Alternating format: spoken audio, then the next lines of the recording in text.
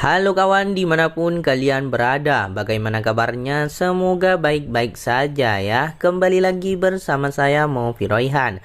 Pada video kali ini gua akan membahas salah satu film unik berjudul Something in the Water. Film ini dirilis pada tahun 2024.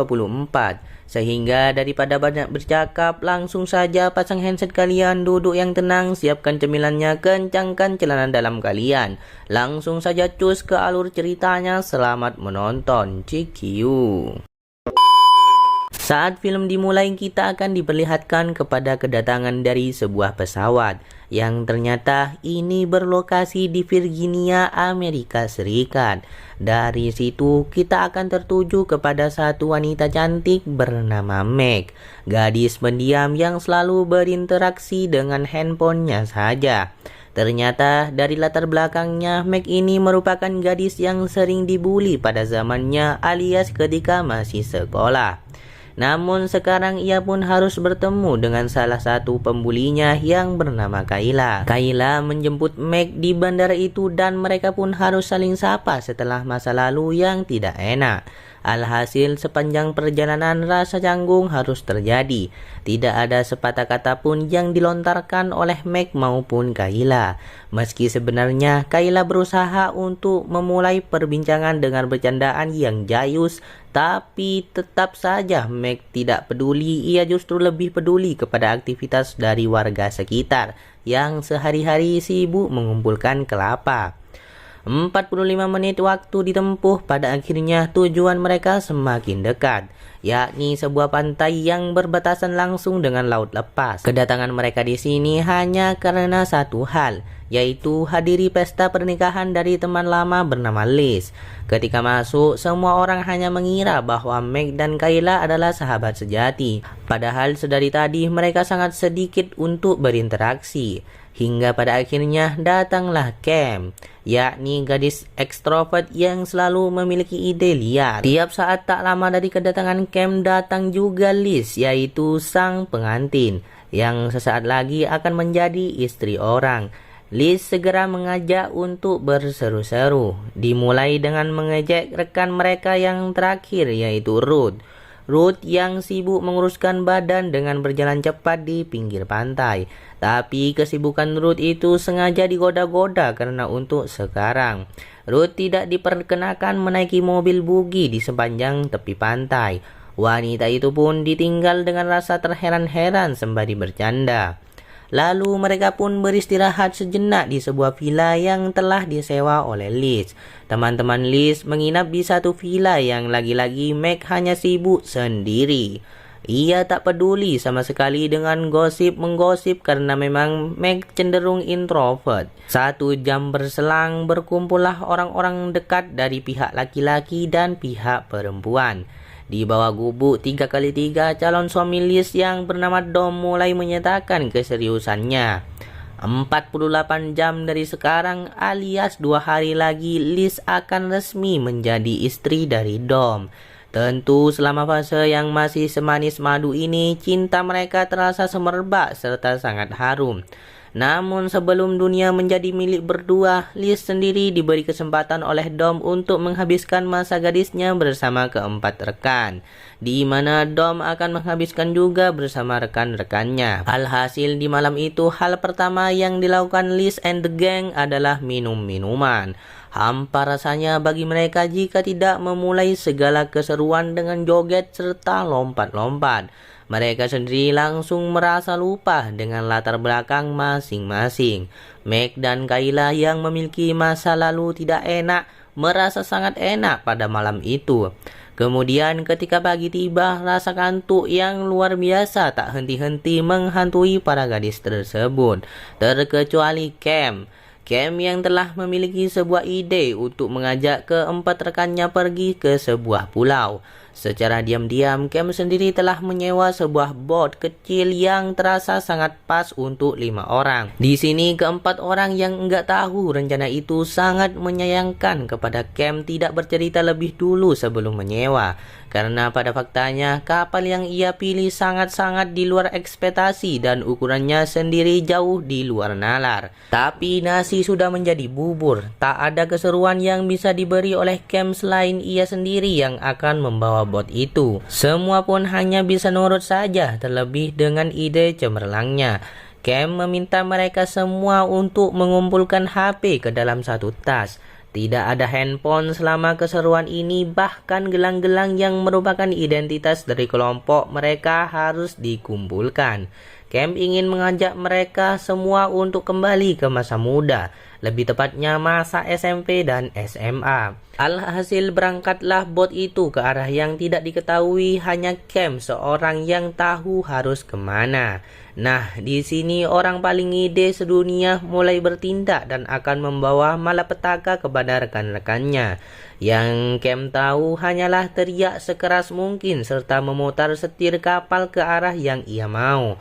Sejauh mungkin dan sesepi mungkin, jika memungkinkan menghilang dari peradaban pun akan digapai oleh Cam. Yang benar saja, dibawalah keempat temannya ke sebuah pulau. Pulau yang terpisah dari pulau-pulau lain dan hanya berdiri sendiri di tengah laut lepas. Mereka bisa menghabiskan waktu hingga sunset yang ujungnya akan menjadi postingan menarik di Instagram. Namun siapa sangka baru saja Meg dan Kayla turun, Cam bersama Liz dan Ruth langsung mengada-ngada. Meg bersama Kayla ditinggal berdua saja, di mana mereka bertiga akan pergi ke lain tempat. Meg dan Kayla diminta untuk berbincang bersama terkait masa lalu mereka yang membuat canggung. Dan apabila telah berdamai, maka mereka berdua akan dijemput lagi 2 jam kemudian. Benar-benar sahabat yang sangat baik, meninggalkan kedua rekan tanpa handphone dan tanpa kejelasan. Serasa wilayah ini adalah lingkungan mereka sehari-hari yang seluk-beluknya telah dihafal seumur hidup. Apa boleh buat, kini Kayla dan Meg hanya berdua saja. Mereka pun bingung sendiri harus memulai dari mana. Tak ada yang berinisiatif membuka topik terkait masa lalu mereka. Di waktu yang sama, Cam, Ruth, dan Liz ternyata hanya pergi ke sisi lain dari pulau itu. Ternyata juga Cam enggak berani untuk pergi ke tempat lain mengingat ia tak hafal apa-apa di wilayah ini. Lalu kita kembali kepada Meg dan Kayla yang sampai detik ini belum berbicara sedikit pun. Tapi ketika Kayla sibuk bermain pasir, terdengarlah suara Meg yang memanggil. Bisa disimpulkan sejak panggilan itu mereka berdua sedang berbincang dan saling mencoba untuk berdamai. Sementara itu, seperti apa yang kita lihat, Cam si pemberi ide cemerlang mulai menemukan sesuatu yang janggal. Ia tak sengaja melihat beberapa mainan yang tergeletak di dasar laut. Dari penemuan itu, Cam tak muncul-muncul lagi ke permukaan. Keberadaannya membuat Ruth merasa cemas, di mana Ruth terus melihat ke sekeliling. Tapi untung saja Cam masih muncul ke permukaan. Di saat yang sama, Meg dan Kayla telah selesai berbincang. Mereka berdua memutuskan untuk berjalan-jalan saja di sekitar pulau ini. Akan tetapi sebelum berjalan, Kayla memberi ide untuk merendam badan lebih dulu, karena memang terik matahari terasa sangat menyengat di kulit mereka. Hingga pada akhirnya Ruth dan Cam yang bermain di tepi pantai dikejutkan dengan satu hal, yaitu kedatangan Meg dan Kayla yang telah berjalan sembari bergandengan tangan. Tapi saat itu juga tiba-tiba Ruth terasa tertarik ke dalam air, yang ujung-ujungnya Ruth histeris sendiri setelah air di sekitarnya berubah menjadi merah. Belum tahu apa yang terjadi, tapi Liz merasa panik setengah mati. Dan siapa yang menyangka tarikan yang ia rasakan sebelumnya telah membuat betis kanan coak hingga ke tulang-tulang. Dari sinilah Liz masih panik sembari berteriak ada hiu di dalam air itu. Namun bukannya membantu, Liz terus-terusan teriak tanpa henti di saat ketiga temannya sedang sibuk menolong Ruth. Ruth panik bukan main. Ia merasa hidupnya selesai setelah kejadian ini. Siapa yang mengira Cam yang awalnya menyelam cukup dalam justru tidak tertimpa sial seperti Ruth. Begitupun halnya dengan Kayla dan Meg. Dari kejadian ini, Liz yang paniknya memuncak langsung menyalahkan Cam. Cam yang memberi ide untuk pergi ke Pulau Anta Beranta tanpa menguli informasi lebih dulu. Tapi ya karena sudah salah, Cam hanya bisa berusaha untuk melakukan yang terbaik. Ruth pun langsung dimasukkan ke dalam bot, di mana mereka akan bergegas untuk membawanya pulang. Anehnya, sebelum kejadian tadi, wujud hiu yang menerkam Ruth tidak kelihatan sama sekali. Air laut serasa tenang tanpa adanya kehadiran satu makhluk. Sial, ketika Ruth merasa semakin lemas, Kayla dan Liz baru sadar bahwa tak ada sinyal di tempat ini. Kelima HP sudah dicoba, yang ujungnya Liz semakin panik dan ia berinisiatif untuk membawa bot itu. Nah, di momen inilah kebodohan para gadis tersebut semakin terlihat. Bagaimana mungkin ketika datang yang membawa bot adalah Cam, tapi sekarang yang membawa adalah Liz. Jelas-jelas Cam jauh lebih ahli dan mulus-mulus aja selama membawa. Namun seperti tanpa masalah, mereka justru membiarkan Liz yang merasa panik sedari awal untuk membawa kapal itu. Memang awalnya nggak ada masalah, tapi masalah muncul ketika kapal terus berjalan ke titik yang salah. Bukan apa, secara tak sadar Liz telah membawa rekan-rekannya ke dalam malapetaka. Malapetaka besar karena sebentar lagi kapal itu akan melewati kumpulan terumbu karang. Benar-benar pintar yang kebangetan. Semua sibuk kepada Ruth serta mencueki Liz yang terus bertanya apakah arahnya sudah benar. Alhasil karena kekompakan inilah kapal yang melaju kencang itu harus menabrak terumbu karang. Mesin langsung mati total, yang celakanya mereka tak tahu sekarang berada di mana. Bukan hanya itu, Liz yang panik sudah mati kutu ketika mesin tak bisa lagi dinyalakan. Inilah hadiah paling indah bagi gadis-gadis pintar yang sangat kompak. Bodi kapal pun mengalami kebocoran yang mana dalam hitungan menit kapal ini akan tenggelam. Sangat disayangkan, Ruth sendiri semakin lemas serta sangat sulit untuk bangun. Mau tak mau, Ruth harus terus ditopang oleh tenaga dari keempat temannya. Siapa yang percaya, dari yang awalnya senang-senang semua berubah menjadi mencekam. Cam merasa sangat bersalah dan ia hanya bisa menyesali ajakannya. Di sini si calon pengantin alias Liz turut termenung dengan apa yang terjadi. Padahal adalah bedmate-nya, tapi sekarang wanita itu sudah terbaring lemas, tak berdaya. Parahnya, di dalam kapal yang disewa Cam hanya terdapat satu pelampung saja. Cam mengakui bahwa sebenarnya ia sudah tahu akan segala kekurangan dari kapal ini dan betapa tidak amannya untuk dibawa jauh. Tapi ia tetap nekat dan diam-diam bertindak seenak jidat tanpa diketahui si pemilik kapal. Yang luar biasanya, Cam juga sudah diberitahu bahwa perairan di sini sangat berbahaya akan keberadaan hiu-hiu air dangkal. Namun ia malah merasa tak percaya dan menyepelekan semua itu. Apa boleh buat, tak ada lagi waktu untuk menyesal. Mereka berlima harus keluar dari kapal ini, yang sialnya Liz baru jujur bahwa ia tak bisa berenang. Alhasil ada dua beban untuk sekarang, namun bedanya membawa Ruth akan jauh lebih memancing hiu karena pendarahan yang ia alami. Cepat atau lambat keluarnya mereka dari kapal itu akan membuat masalah lebih besar lagi. Belum apa-apa, Liz sudah memberi beban kepada Meg dengan panik yang tak karuan. Tak bisa berenang membuat ia mendorong Meg hingga nyaris tenggelam. Terapung seperti ini membuat mereka berlima harus mencari pertolongan yang tidak mungkin. Ruth sendiri tak sadarkan diri dan hal itu membuat rasa putus asa semakin besar.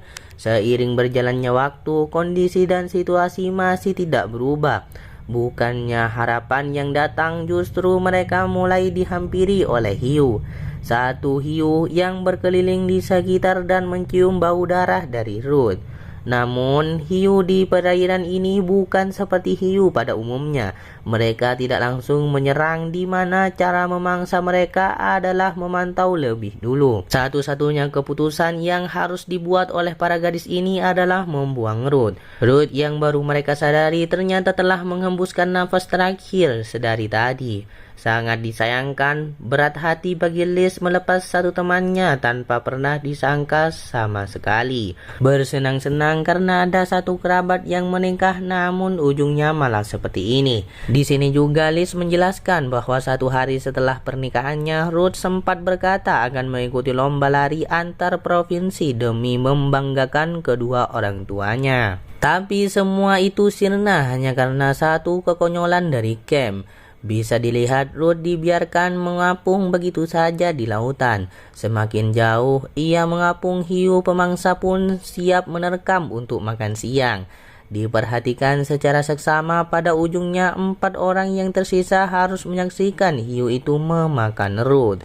Tak ada lagi yang tersisa dan bahkan lama-kelamaan air yang berwarna merah mulai menghilang. Sedih rasanya bagi Liz sebagai calon pengantin.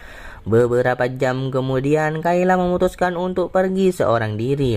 Ia berencana mencari bantuan secepat mungkin sebelum hari semakin gelap, di mana ketiga orang yang mengapung di lautan itu semakin lama semakin gosong akibat terik matahari yang luar biasa menyengat. Satu tidak bisa berenang, dua lagi tidak tahu harus pergi kemana. Dikelilingi hiu membuat mereka pun merasa sangat pasrah, yang ujungnya Liz ditinggal sendirian. Anehnya hiu itu hanya mengejar Cam dan juga Meg, sedangkan Liz yang enggak bisa berenang terus dijauhi tanpa sebab. Awalnya Liz bertanya-tanya kenapa hiu itu tahu ia enggak bisa berenang. Namun ternyata alasannya bukan itu, melainkan ada satu hal yang membuat hiu itu lebih tertarik, yakni lengan Cam yang terluka parah akibat benturan di kapal. Dengan begini, Cam pun merasa enggak mau membebani kedua temannya. Ia tahu sekarang ini adalah waktunya untuk menyusul Ruth. Cam nekat menjauh dan berenang seorang diri demi memancing hiu itu. Ia memasang badannya dan sangat siap untuk dimakan dalam hitungan detik. Seketika Cam harus disantap secara nikmat dan tubuhnya pun perlahan lenyap ke dasar laut. Liz dan Meg harus melihat situasi menyedihkan itu. Situasi yang membuat Cam membayar lunas kesalahannya. Kini tersisa Meg dan Liz saja yang masih terapung di lautan. Liz sendiri semakin sulit untuk mempercayai adanya harapan. Ia hanya bisa bergantung kepada Dom yang saat ini sedang sibuk seru-seruan bersama kerabatnya. Jelas kecil kemungkinan untuk Dom bisa sadar. Tanpa handphone, tanpa adanya kabar, Liz dan Meg harus bertahan tanpa tenggat waktu di lautan itu. Tapi tak lama kemudian terdengar suara kapal dari ujung sana. Ternyata ada sebuah kapal yang lewat, di mana kapal itu diisi oleh para pemabuk dengan musik yang sangat kencang. Alhasil berteriak seperti apapun, keberadaan Meg dan Liz tidaklah disadari. Sial bukan sembarang sial, inilah titik terakhir dari perjalanan Liz sebagai calon pengantin. Hari paling bahagia dalam kehidupannya berubah menjadi hari paling mencekam. Kayla sendiri belum juga hadir, di mana keadaan semakin memburuk setelah matahari terbenam. Ditambah hujan pun harus turun disertai oleh angin kencang. Ujungnya seperti apa yang ditakuti badai harus terjadi di laut lepas. Mereka terombang-ambing di sini dan selama itu pula Meg berusaha keras menjaga Liz. Akhirnya setelah badai terlewati, Meg merasa sangat lemas karena seluruh tenaganya telah habis. Liz bisa selamat, sedangkan sekarang ini gilirannya untuk menjaga Meg. Meg yang gak bisa lagi membuka matanya serta hanya bisa tertidur di tubuhnya Liz. Singkat cerita, pagi pun tiba. Meg masih terlelap pulas dengan pelampung yang menopangnya. Jelas sudah ketika bangun, Meg dibuat sadar bahwa keberadaan Liz tidak lagi ditemukan. Pelampung yang menopang Liz telah diberikan kepada Meg. Dengan begitu bisa disimpulkan bahwa Liz memilih untuk mengorbankan dirinya. Dicari terus-menerus, Meg belum juga menemukan Liz, dan disinilah Meg dibuat sadar betapa luar biasanya pengorbanan Liz. List yang sebenarnya tidak membawa mereka kepada masalah. Tak lama datanglah hiu pemangsa yang sudah puas memangsa banyak nyawa. Ini Meg langsung diserbu untuk dijadikan santapan penutup. Akibat serangan itu, tangan Meg mengalami pendarahan cukup parah. Ia pun memutuskan untuk membuka pelampung sembari menjadikan pelampung itu penarik perhatian. Meg sengaja melumuri pelampung tersebut dengan darahnya. Saat yang sama, Meg turut melihat batu karang yang sebelumnya ditabrak oleh kapal mereka. Batu karang itu bisa ia gunakan untuk bertahan sementara waktu. Ujungnya, hal pertama yang harus ia lakukan adalah melempar pelampung itu dan mengalihkan perhatian dari hiu pemangsa. Beruntung apa yang dilakukan Meg membuahkan hasil. Ia memiliki waktu untuk berenang di mana selisih waktu yang didapatkan masih mampu membuatnya selamat. Dengan berdiam diri di atas terumbu karang, Meg langsung menyadari juga bahwa luka yang ia dapat lebih dari itu. Semakin sulit baginya untuk bisa bertahan, apalagi sekarang ini terik matahari kembali menyengat. Meg pun sengaja membuka baju luarnya untuk ia jadikan sebagai perban. Setidak-tidaknya tangannya yang mengalami luka serius masih bisa ia gunakan untuk berenang. Dan sekarang ia harus bisa menunggu keajaiban. Dengan tenaga yang terkuras habis, Meg masih harus mendapati fakta bahwa air laut mulai pasang. Cepat atau lambat terumbu karang ini akan tertutupi juga oleh air.